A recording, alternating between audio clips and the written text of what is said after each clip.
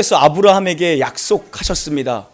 별을 보여주시면서 하나님이 약속하셨고, 저 별을 한번 셀 수 있나 세어봐라. 네가 셀 수 있나 저 별을 세어봐라. 네 자손이 그와 같을 것이다. 하나님, 그래도 두렵습니다. 증표를 보여주십시오. 그럼 내가 너의 계약서를 써주겠다. 하나님은 아브라함에게 3년 된 양과 염소를 준비하라고 명하십니다. 가장 귀한 것입니다. 아브라함은 준비했고 각을 또 반으로 잘랐습니다. 그 짐승들을. 그때 해가 뉘역뉘역 어두울 때에 여호와의 꺼지지 않은 횃불이, 타는 횃불이 그 쪼개진 짐승 사이로 지나가며 하나님은 언약해 주셨습니다. 하나님은 계약해 주셨습니다. 마치 이것은 신랑 신부의 결혼식과 같습니다. 신랑 측과 신부 측이 양쪽에 앉아있죠. 그 가운데를 행진하는 겁니다. 언약 당사자가, 신랑과 신부, 언약을 맺는 자가. 그런데 이 언약에서 하나님은 자신 홀로 지나가셨다는 겁니다. 왜요? 아브라함은 지킬 실력이나 능력이 없었기 때문입니다. 하나님이 반드시 이게 이루실 것이다. 내가 너에게 약속한 것들, 그 자손의 약속, 그 땅의 약속을 반드시 이룰 것이다. 내가 너의 복이 될 것이다. 하나님 홀로 지키시겠다는 겁니다. 계약서까지 받아왔습니다. 아브라함은 지금 이런 확실한 증표를 하나님께 받았어요. 그게 15장의 얘기입니다. 그런데 천막을 열고 집에 들어왔습니다. 여전합니다. 현실이 여전합니다. 아이 소리가 이렇게 들려야 되는데 아이 소리가 안 들리는 거예요. 제가 오늘 엘리베이터에서 그랬어요. 저희 아내가 그랬나요? 우리 아내에게 그만하라 그랬는데 우리 아내가 요즘 조회수가 높아. 누가 듣나 했더니 장모님이 맨날 들으신대요. 출근길에. 그만하라 그랬는데 삼겹살 냄새가 아직도 나는데? 그러는 거예요. 어제 먹고 그저께 먹고 그랬잖아요. 스팸 냄새더라고요. 오늘도 고기 구워주더라고요.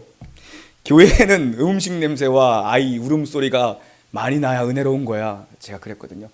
아브라함이 얼마나 이 애기 울음소리를 듣고 싶었겠어요. 집에 가면 애 울음소리 한 번 안 나는 것이 아브라함 평생의 집입니다. 여전히 현실은 불임이에요. 사례는 여전히 출산하지 못했다입니다. 이런 현실 속에서 믿음으로 사는 건 도대체 무엇인가? 이렇게 우리의 현실 속에서 좀처럼 나아지지 않는 우리의 현실을 보면서 이 땅에서 우리가 믿음으로 사는 것은 무엇인가? 그걸 오늘 배우는 겁니다. 마음이 요동칠 때가 있고요. 마음이 조급해질 때가 있습니다. 마음이 갈등합니다. 의심이 들 때가 있어요. 이때 우리가 하지 말아야 될 말을 하고 보이지 말아야 될 행동을 하는 게 우리의 연약함이죠. 여러분, 연약함의 가장 밑바닥에 있는 게 뭐냐 하면 믿음이라는 겁니다. 그 믿음은 무엇입니까?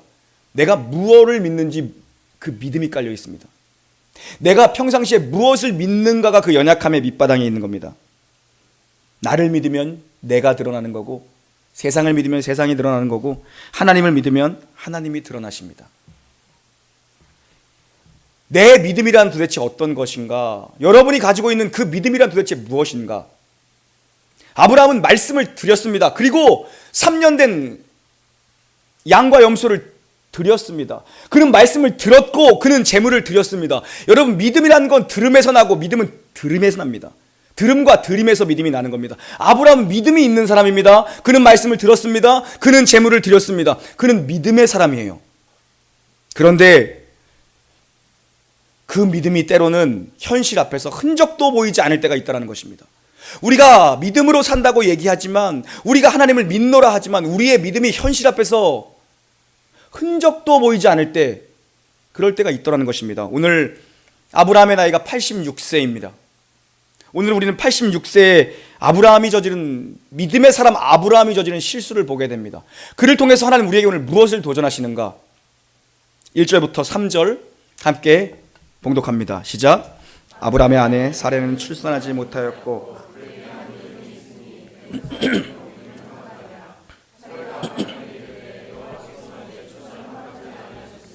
오라건대 내 여종에게 들어가라.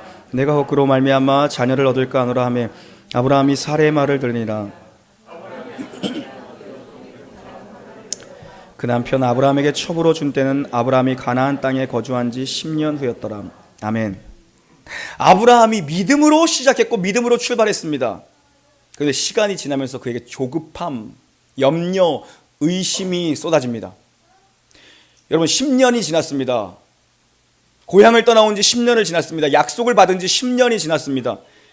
할 만큼 한 시간입니다. 믿을 만큼 믿어본 시간입니다. 기다릴 만큼 기다려본 시간이 10년입니다. 그러나 이건 사람의 시간이다라고 말씀하십니다. 우리는 늘 시간을 이야기합니다. 내가 몇 년을, 내가 얼마나를 얘기합니다. 그러나 하나님은 아직이라고 말씀하세요. 그럼 하나님은 뭘 보고 계신가? 시간이 아니라 믿음을 재고 계십니다. 우리는 시간을 계산하지만, 우리는 시간을 재지만 하나님은 믿음을 바라보고 계세요. 믿음을 재고 계십니다. 여러분의 믿음을 재고 계십니다. 10년이나 했습니다. 사례도 할 만큼 한 거죠. 사례가 생각하는 게 뭡니까? 하갈입니다. 자기의 여종 하갈을 생각해냅니다. 그게 사례의 판단입니다. 하갈이. 당시 문화에서 얼마든지 있을 수 있는 일이에요. 첩을 들여 아이를 낳는 것은 통념적인 일입니다. 아들이 없으면 첩을 들여 본부인의 아들로 삼을 수 있습니다. 눈에 보이는 현실, 보이지 않는 믿음, 격차가 너무 크니까 이런 대안을 만들어내는 겁니다. 하나님의 약속을 세상의 방법으로 이룰 수 있다는 생각이죠. 믿음의 후사를 얻는 것은 하나님의 일입니다. 그런데 이것을 세상적인 방법으로, 세상이 모두 가는 관행으로, 세상의 가치로 그것들을 동원해서 이룰 수 있다는 판단을 한 겁니다. 사례가. 말씀 속에 숨어있는 세상의 논리를 우리는 발견할 수 있습니다. 3절을 보니까 사례가 그 여종 하갈을 데려다가입니다. 그것이 바로 영어의 take입니다. 첩으로 주었더라, 이것이 give입니다. give and take, 바로 세상의 논리입니다. 이 세상의 방식을 따라가는 사건, 그것이 바로 오늘 사건의 발달이 되는 것입니다. 세상이 가는 길, 세상이 쫓아가는 길, 세상의 통념들, 합리적인 것들, 이성적인 것들을 따라간 사건의 이야기를 우리는 오늘 보게 되는 겁니다. 이것이 오늘 믿음의 조상이라고 하는 아브라함이 저지르는 실수며 우리가 동일하게 저지르는 실수와 연약함이라는 겁니다. 이 부부가 믿음의 방식을 저버리고 시대 상식을 따라갔습니다. 합리적인 방법을 따라갔습니다. 우리가 하나님을 의심하고 우리가 조급해지면 당장 눈에 보이는 하갈을 찾습니다. 눈에 보이는 하갈을 대안으로 우리가 취하게 됩니다. 마음이 조급할 때, 의심이 찾아올 때, 믿음이 흔들릴 때, 어쩌면 우리가 이것이 변하지 않는 우리 삶의 현실을 볼 때마다 겪는 믿음의 갈등입니다. 우리 삶의 현실을 볼 때마다 날마다 겪게 되는 믿음의 갈등이라는 것입니다. 우리 하나님을 믿습니다. 이 중에 하나님 안 믿는 사람이 어디 있겠습니까? 하나님 믿는다고 얘기합니다. 그러나 현실의 현장으로 돌아가면 우리의 가정으로, 우리의 사업장으로, 우리의 직장으로, 우리의 자녀 교육으로 돌아가면 여전히 우리는 세상도 믿고 있다는 것입니다. 양다리죠. 하나님도 믿지만 세상도 따르고 있는 것이 우리 믿음의 갈등이라는 거죠. 이 사례의 입장에서 보십시오. 이를 악물고 첩을 들인 겁니다. 이 여자가 지금. 그죠? 그러면 이 사례의 방법에 대해서 아브라함은 도대체 어떻게 반응하는가, 어떻게 반응해야 하는가, 그것이 우리의 싸움이죠. 지금 보니까 거절 없이 이 제안을 아브라함이 수용합니다. 망설임 없이 이 제안을 받아들입니다. 아브라함이.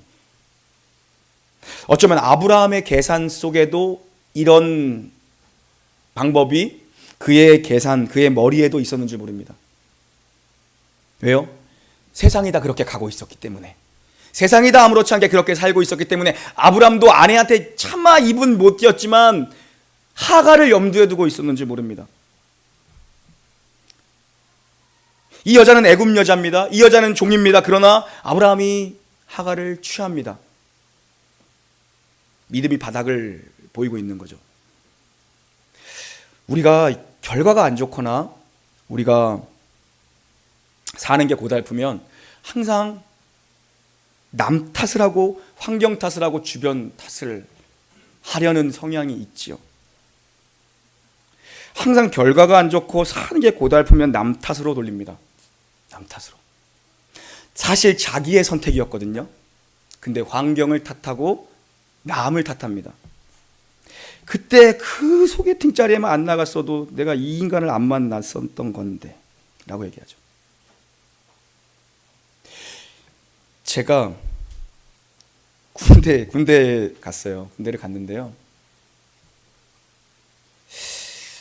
유치원 다닐 때 요즘에는 태권도 학원이 눈에 밟히는 게 태권도 학원이잖아요. 태권도 학원. 그 당시에는 그렇게 많지 않았거든요. 그래서 저희 집에서 그 태권도 학원을 가려면 엄청난 시내를 가야 됐어요. 지금으로 말하면 오산역 있는데 거기까지 또 다녔거든요. 태권도 학원을. 그리고 제가 또 아시다시피 탁월한 운동신경으로 또 친구들보다 또 팍팍 따면서 이제 품띠라고 하죠. 일품 심사를 보러 가는 날이 되었어요. 그날 비가 억수로 온 거예요. 장맛비가. 엄마가 안 보냈어요. 고등학교 때도 또 한 번의 기회가 있었어요. 고등학교에서도 그게 의무였거든요. 뺀질거리냐고 제가 빨간 띠까지 따놓고 국기원 가는 날 늦잠 자고 안 갔어요. 토요일날 국기원으로 가야 된다 그래서 안 갔어. 거의 뭐 늦잠이 아니라 안 간 거지. 그냥 안 갈 생각하고. 근데 군대 갔는데 그걸 또 시키네요. 무조건 따야 된다고. 남들 쉴 때 남들 잘 때 가서 이거 하고 있으면서 내가 엄마를 얼마나 원망인지 몰라. 엄마는 장마가 졌다고 나를 거기 안 보내나. 우리 뭐 엄마가 나를 그때 부모가 공부를 못 시켜줘서 공부를 더 시켜줬으면 이라고 남 탓을 합니다. 그때 누구 말 들어가지고 그때 그 아파트를 팔지 말았어야 되는데 그걸 팔아버려가지고 늘 주위 환경을 탑니다. 늘 환경을 탓해요. 그거를 사지 말았어야 되는데 그때 그 주식에 내가 손을 대지 말았어야 되는데 자기 선택이죠. 나도 거기에 마음이 있었기 때문에 선택한 겁니다. 나도 마음이 있었기 때문에. 아파트를 팔았거든요, 제가. 아파트 없게 생겼어요? 아파트를 팔았어요. 부득이 우리 아내가 제발 팔지 말자, 제발 팔지 말자, 거기 살고 싶어 입버릇처럼 얘기했어요. 팔아야지 어떻게? 요즘 거기로 전도를 가네. 땅을 밟을 때마다 속이 타. 내 말은 안 하지만 야, 여기서도 우리 교인이 올 텐데 내가 여기 신방 들어가면 다리가 떨릴 것 같은데 우리 아내를 어떻게 데리고 가지? 그 원망을 내가 어떻게 듣지? 나도 마음이 있었기 때문에 선택한 겁니다. 남 탓할 게 아무것도 없죠. 지금 하나님과 직접적으로 커뮤니케이션하는 당사자가 누구예요? 아브라함이에요. 아브라함이 선택했어요. 언약 당사자는 아브라함입니다. 사례는 돕는 배필입니다. 이게 중요해요. 결정적일 때 하나님의 음성을 직접 듣는 사람은 아브라함이었습니다. 에덴 동산에서도 언약 당사자는 하와가 아니라 아담이었습니다. 하하는 돕는 배필이었습니다. 그래서 하하가 먼저 깨물었어도 아담이 첫 번째 죄인인 거예요. 그가 언약 당사자였기 때문에. 사랑하는 우리 성도 여러분이 여자의 말이라고 다 따라가지 않게 되기를 주님의 이름으로 축원합니다. 남자가 중요해요. 가장이 중요하다고요. 가장이 중요합니다. 이 땅의 남자들은 한 가정의 진짜 영적인 제사장이에요. 남자가 선택을 잘해야 돼요. 남자가 선택을 잘해야 돼요. 제사장적인 권위를 받은 건 남자입니다. 가장이에요. 아버지예요. 하나님이 부르신 건 아브라함입니다. 사례가 아니었어요. 가정의 모든 선택의 책임은 남편이 지는 겁니다. 아버지가 져야 하는 겁니다. 아버지가. 이것은 한 집안의 영적인 가장인 이 영적인 제사장의 책임이었던 것입니다. 어떤 집사님 댁에를 방문했어요. 식사를 하는데 보통 이렇게 뭐 가족 사진 이렇게 걸려 있잖아요. 남편인 사진이 2cm 위에 있더라고요. 이해가 안 가세요? 사진을 내 사진, 남편 사진, 뭐 애들 사진, 가족 사진 걸어 놓잖아요. 벽에다가 남편 사진이 2cm 위에 있어. 이렇게 밑에 있어. 여러분 집안에 그런 집안 있어요? 똑같이 수평 맞춰서 걸어 놓지 않으세요? 와, 이 집안은 정말 영적인 권위가 있는 집안이구나. 남편이 사진도 2cm 위에 있구나. 그래갖고 집사님 영적 질서가 잡힌 집안이네요. 남편 사진이 2cm 위에 있으네요. 눈이 어두워서 수평을 잘못 맞춰서 그래요. 그러더라고요. 내가 볼 때 그냥 부끄러워서 하시는 말이야. 보통 수평을 잘못 맞춰도 한 1cm 정도나 뭐 0.5cm 수평을 잘못 맞추지 2cm를 의도적인 것처럼 이렇게 계단처럼 해놓는 집이 없어요. 저희 집 가봤거든요. 저희 집은 나름대로 포토 테이블을 제가 만들어놨어요. 지그재그로 이렇게, 요즘에 일렬로 이렇게 안 하잖아요. 좀 이렇게 모양 있게 지그재. 제 사진은 다 뒤에 가 있더라고요. 건의가 없어요, 영적인. 아버지의 건의가 있어야 가정이 바로 서는 겁니다, 여러분. 문제 있는 자녀는 없습니다. 문제 있는 아버지만 있더라고요. 문제 있는 아이들은 하나도 없더라고요. 문제 있는 아빠만 있습니다. 문제 많은 엄마만 있어요. 엄마들이 문제가 더 많은 것 같아요. 문제 많은 엄마. 그 아버지는 문제 몇 가지 있는데 엄마는 많은 엄마들.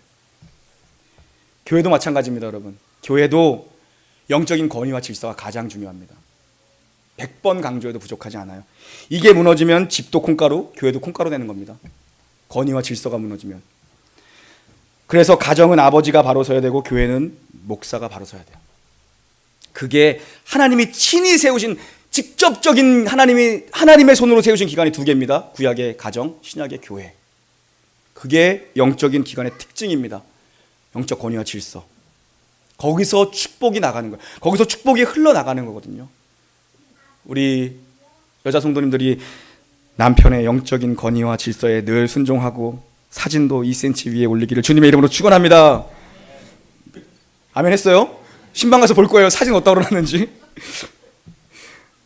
여러분, 아브라함의 이 선택이 얼마나 큰 실수입니까? 이 선택이 지금까지 이어집니다. 하갈을 통해 낳은 이스마엘과 후손들과 결국 사레를 통해서 나온 이 이삭의 후손들이 지금까지 싸우며 전쟁을 일으키고 있습니다. 우리 인생의 잘못된 선택, 하나님, 우리 인생의 잘못된 불순종, 그래요. 하나님은 예수 그리스도 안에서 모든 걸 용서하십니다. 그리고 그분은 우리의 잘못됨과 우리의 후회함과 우리의 연약함과 우리의 잘못된 선택도 그분은 버무리셔서 합력하여 선을 만드시는 분입니다. 그러나 잊지 말아야 될 건 우리의 불순종과 죄악으로 저질러 놓은 죄의 열매들은 평생 살아가면서 가지고 가는 겁니다. 하나님은 다 용서하세요. 그리고 그분이 목적하시고 그분이 이루시고자 하는 그 목적지로 우리를 인도해 가십니다. 그러나 그 열매들은 우리가 가지고 사는 겁니다. 책임지면서 사는 겁니다. 4절 함께 봉독합니다. 4절 시작.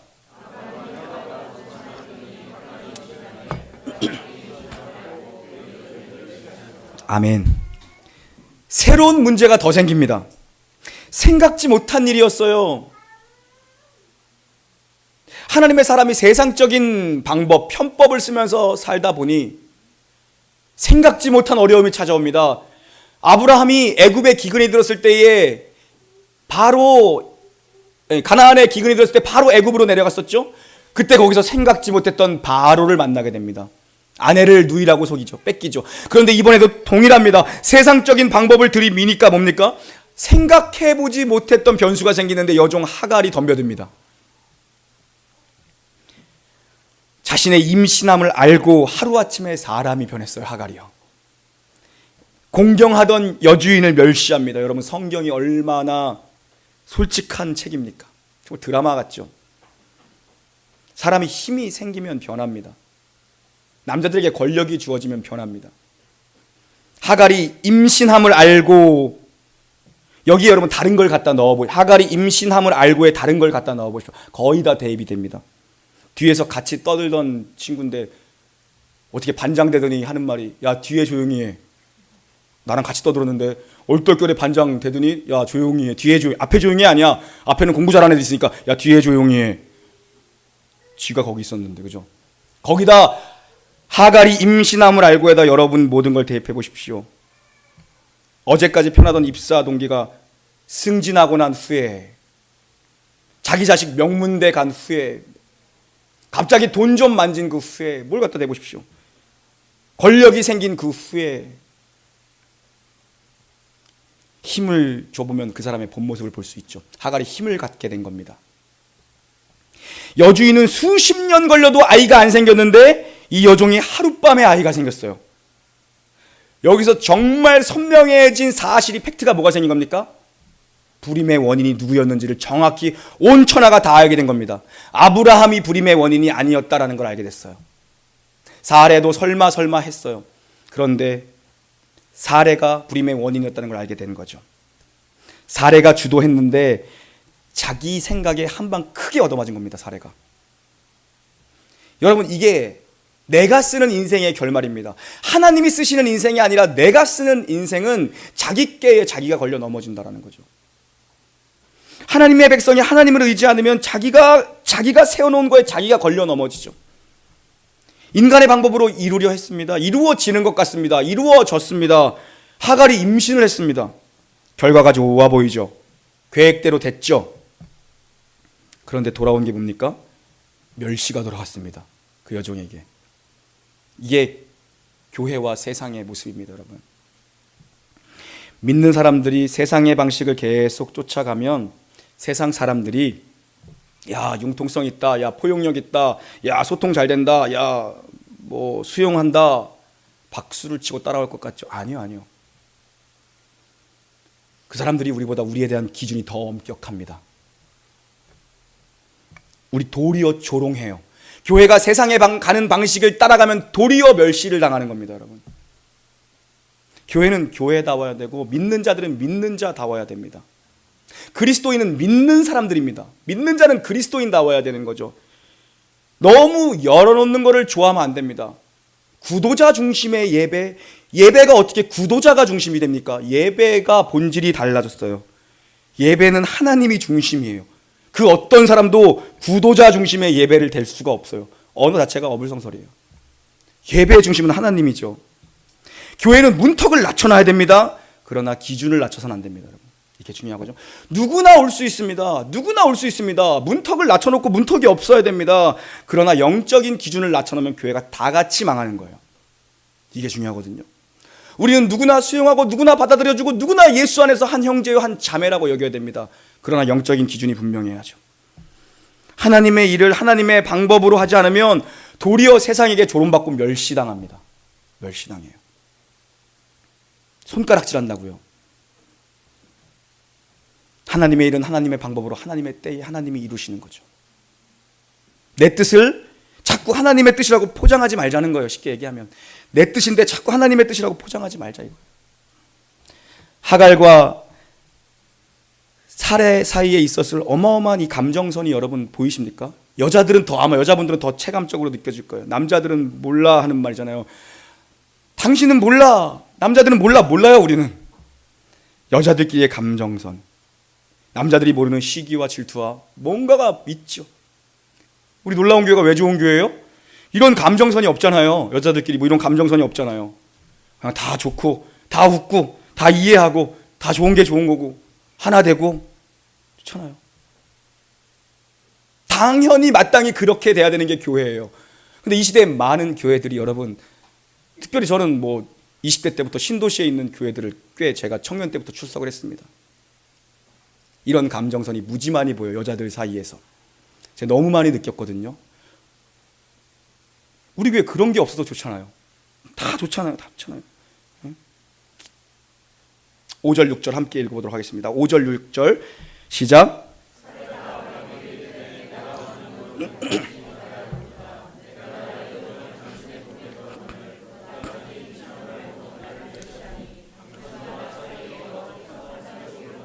아브라함이 사라에게 이르시되 당신의 여종은 당신의 수중에 있으니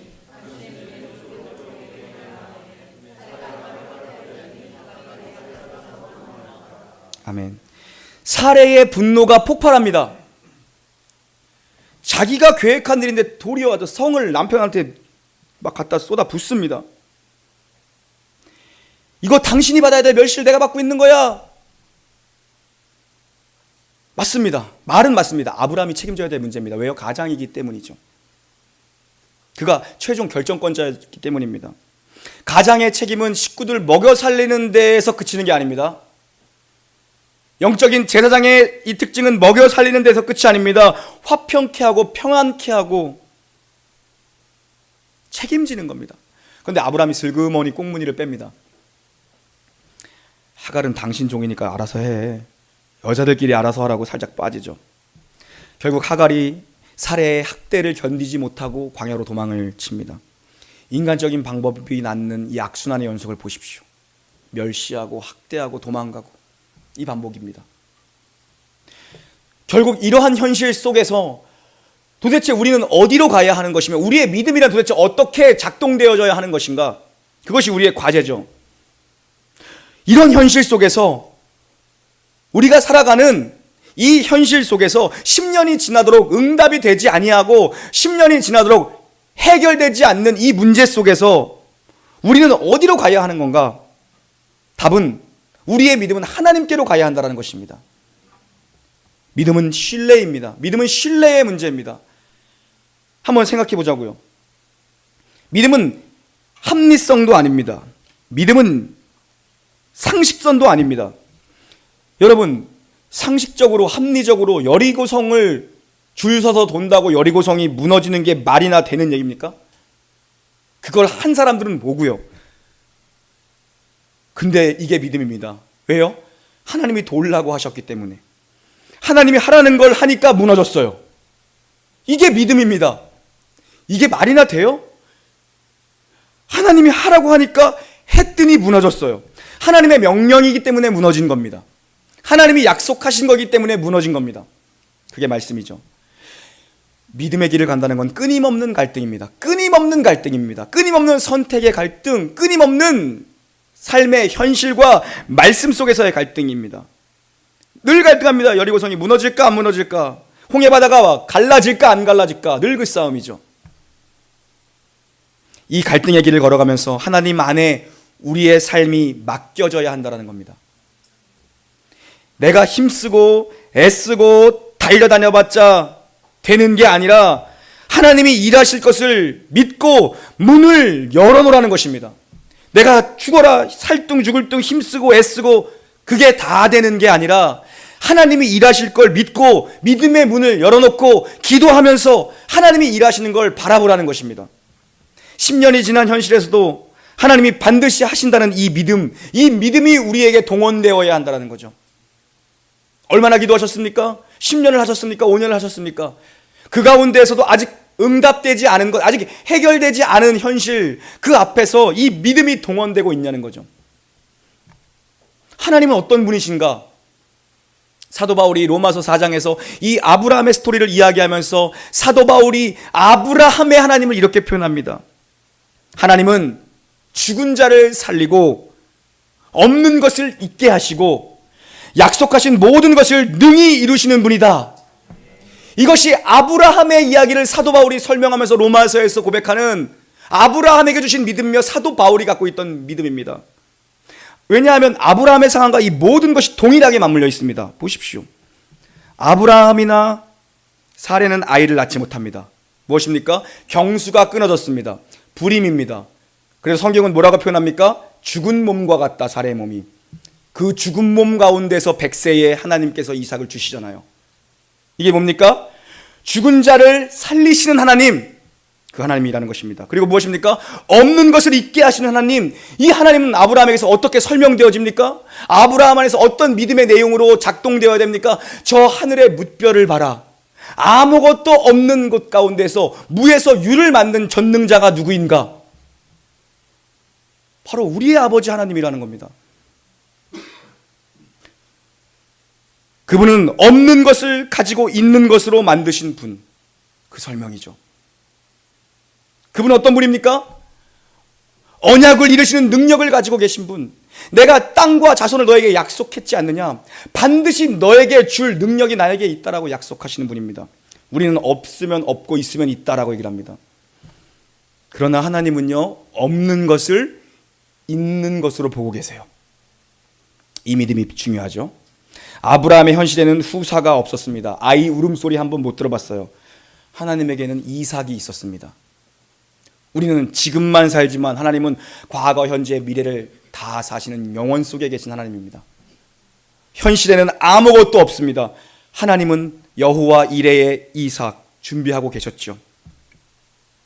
우리에게 보이지 않는 것에 대하여 여러분의 현실 속에 지금 보이지 않는 것에 대하여 하나님에게는 있다라는 것을 믿을 수 있기를 주님의 이름으로 축원합니다.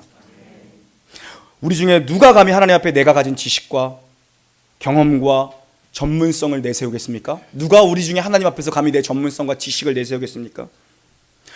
우리가 도대체 그럼 있어야 될 자리는 어디인가? 우리가 머물러야 할 자리는 어디고 우리가 서 있어야 하는 자리는 어디인가?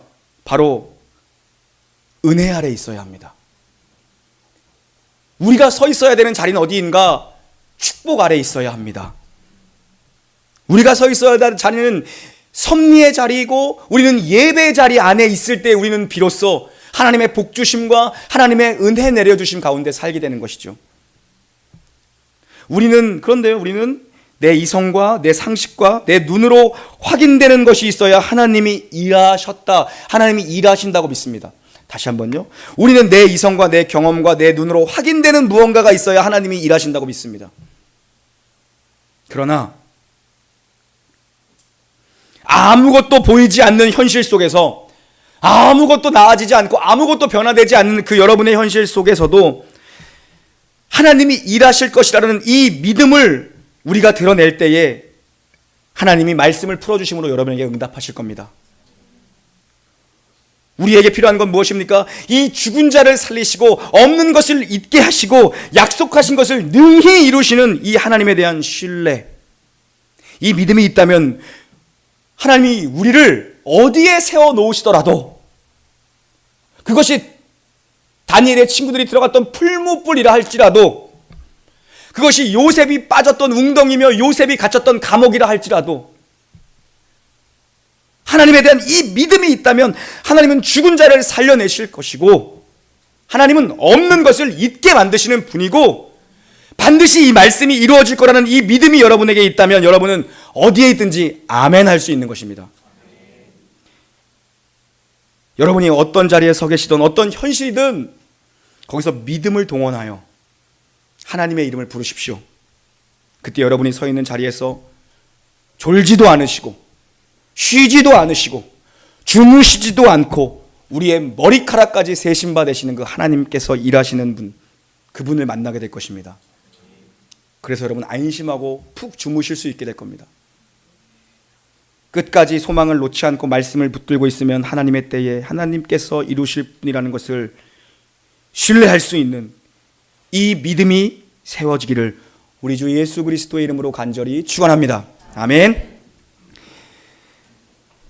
하나님 아버지, 주님에 대한 하나님에 대한 신앙의 고백을 이 시간 종이 우리 성도들 모두의 마음을 담아 주께 올려드립니다.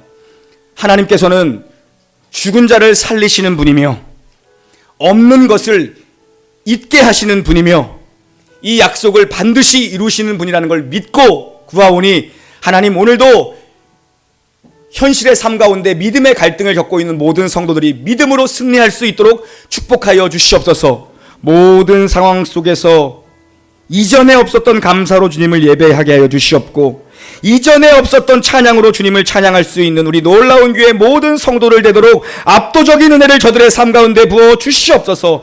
신뢰하고 또 신뢰할 때에 어느 자리에 세워놓으시던 아멘 하나님이십니다. 역시 주님은 우리 아버지입니다라는 이 은혜의 고백이 성도들의 심령 깊은 곳에서 터져나오며 삶의 모든 매인 것들이 풀리는 역사를 경험하도록 축복하여 주시옵소서. 감사를 드리며 우리 구주 예수님의 이름으로 기도 올리옵나이다. 아멘.